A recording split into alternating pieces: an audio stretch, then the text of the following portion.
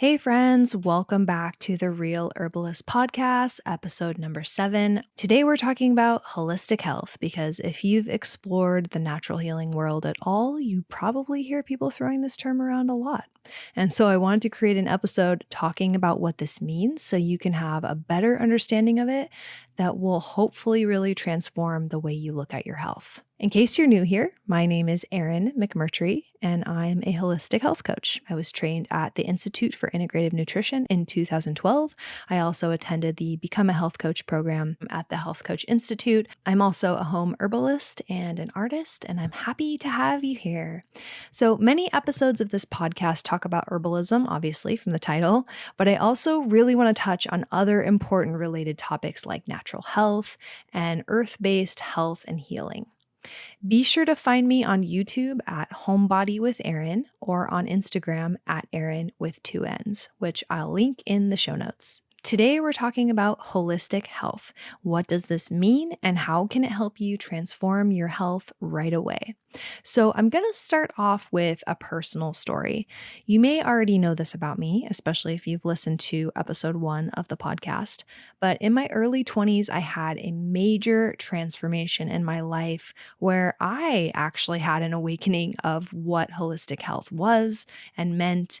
And I had a visceral experience of having it change my life. So I was engaged at the time and I was quite overweight, not really happy with my job. My relationship was tense and I didn't have much joy in my life. I was mainly getting my pleasure and joy from eating. And so I ate out a lot. I ate a lot of fast food and I drank a lot of alcohol. At the end of 2009, I was completely fed up with myself. Every time I went to get dressed for a dinner out with friends or family get together or work or honestly anything, I felt so gross in my body. I was always pulling and tugging at my clothes.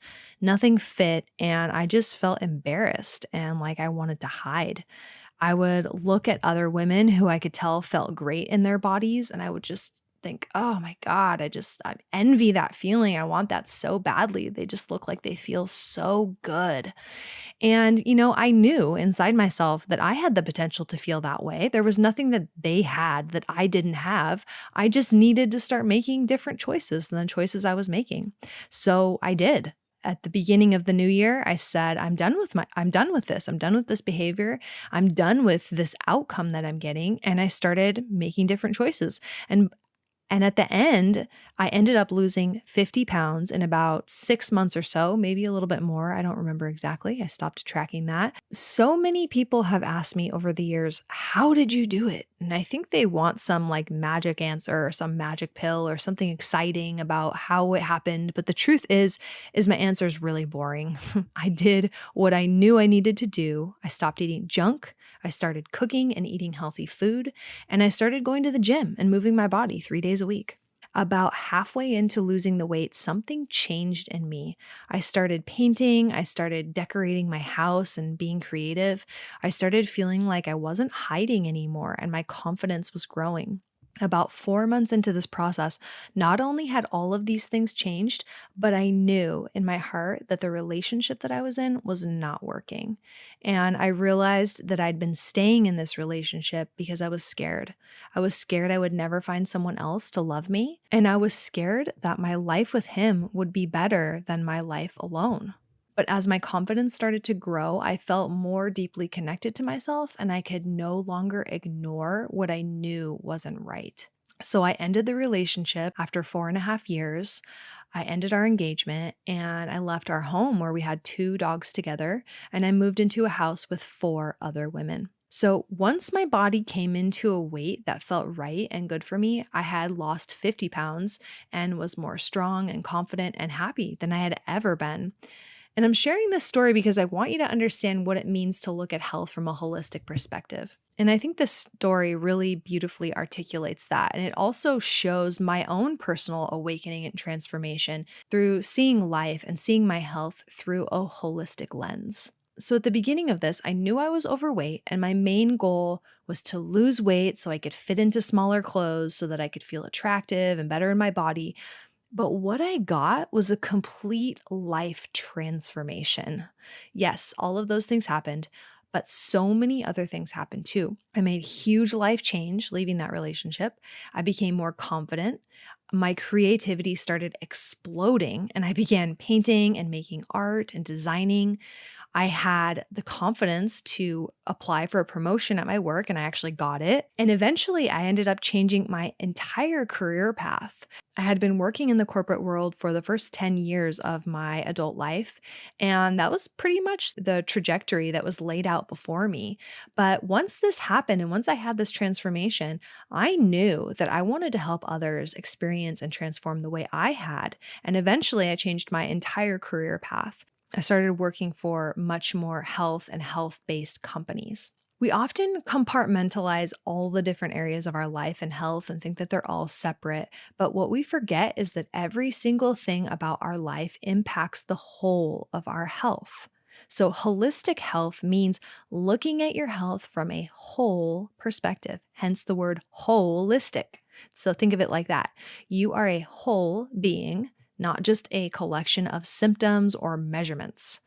There are many other areas of life that impact our health. For example, physical movement, food, joy, stress levels, rest and sleep, career, finances, home life, social life and relationships, spirituality. Do we feel connected to something greater? Self love, mental health, earth connection, creativity. The health coaching school I attended calls all these other areas of life primary food.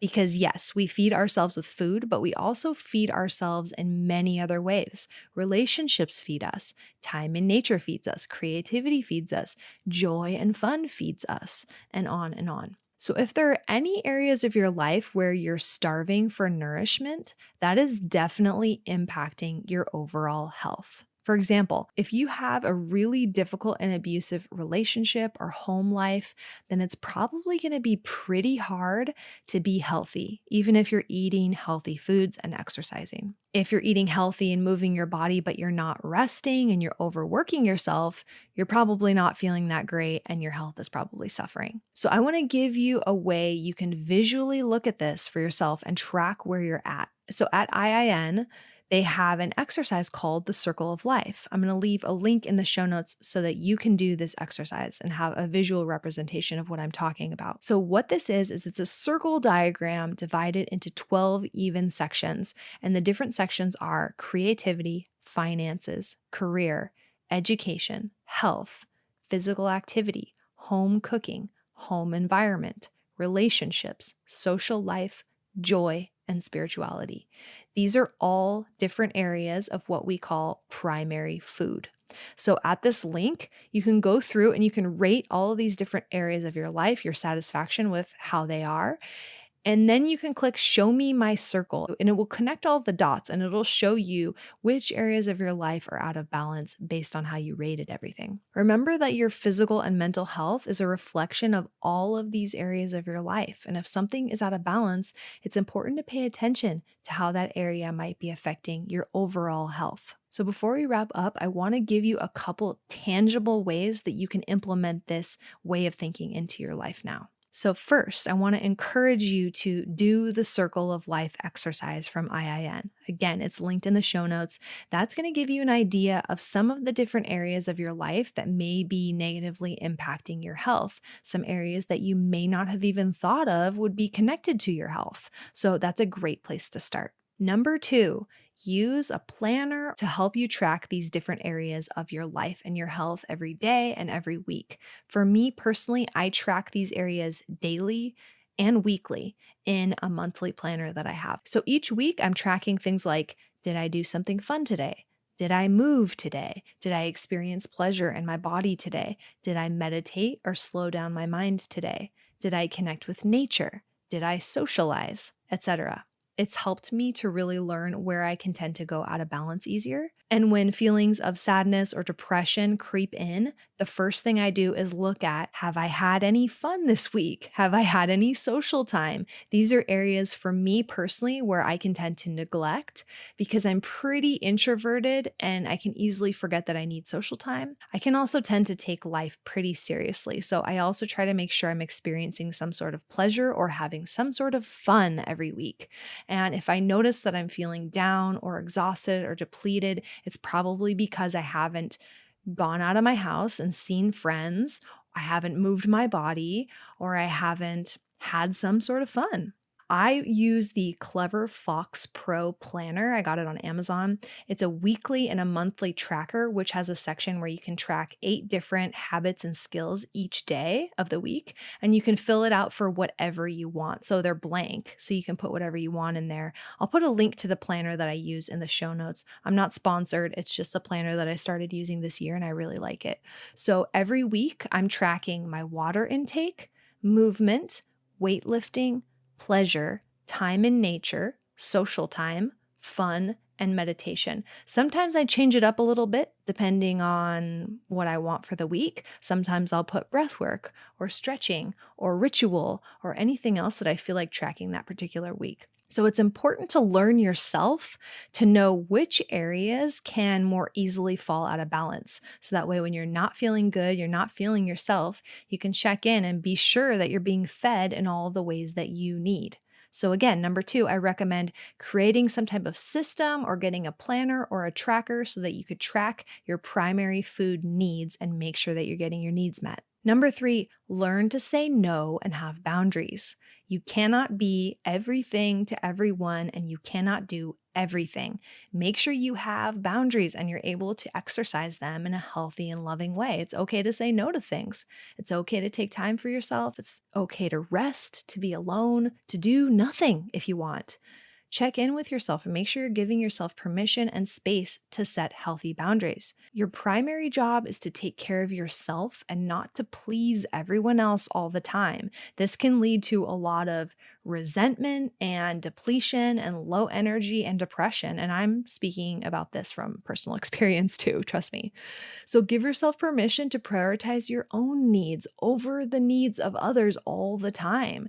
You need to do the things you need to do to be well so that you can actually show up for others, so that you can actually give your presence and give your love in the way that you want. Ultimately, your health is your responsibility. And when you show up for yourself and you actually feel good, you'll have more energy and love to give to the other people in your life. I know this is easier said than done from personal experience, but it's something I'm personally committed to.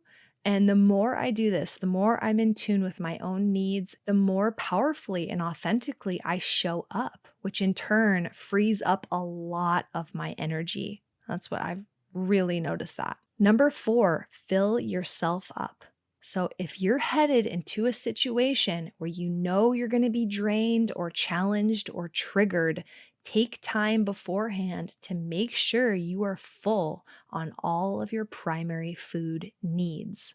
For example, if you have a long work week coming up, or you're about to spend time with family or people that you know trigger you, or ladies, if you're about to start your menstrual cycle, schedule time to fill up your cup in whatever ways you need to do before heading into situations that you know could be challenging or draining or triggering.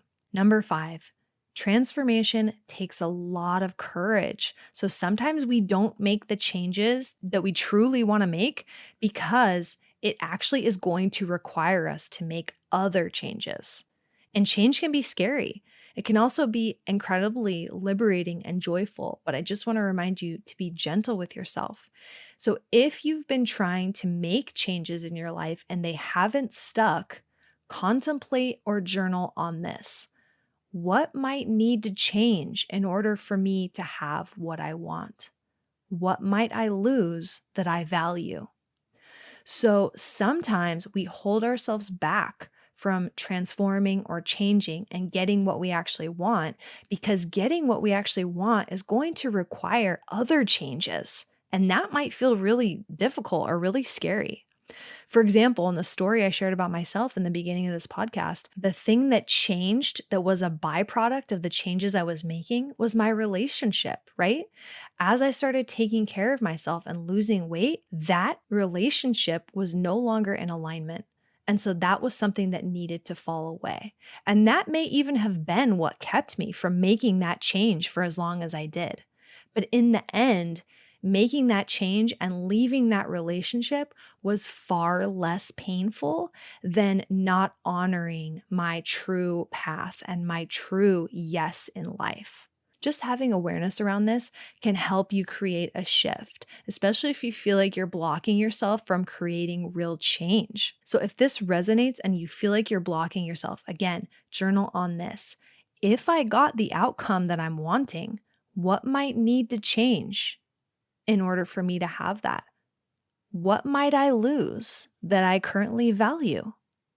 Another thing you can ask is, who else in my life might be affected by this change?